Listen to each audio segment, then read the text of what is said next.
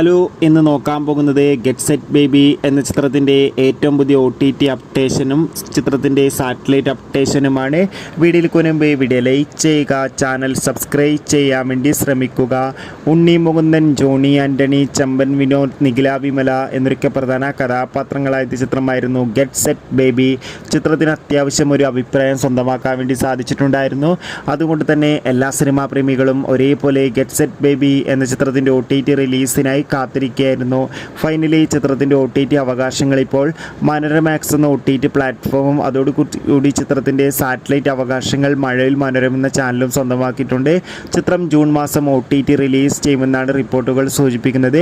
ചിത്രം മഴവിൽ മനോരമയിൽ കൂടാതെ ആമസോൺ പ്രൈം വീഡിയോസ് എന്ന OTT പ്ലാറ്റ്ഫോമിലൂടെയും OTT റിലീസ് ചെയ്യാൻ ഏറെ സാധ്യതയുണ്ട്. എന്നാലും കാത്തിരിക്കാം. കൂടുതൽ അപ്ഡേഷൻ അറിയാൻ വേണ്ടി ഗെറ്റ് സെറ്റ് ബേബി എന്ന ചിത്രം കണ്ടവരുടെ അഭിപ്രായം തീർച്ചയായും കമൻറ്റ് ബോക്സിൽ രേഖപ്പെടുത്തുക. ബൈ.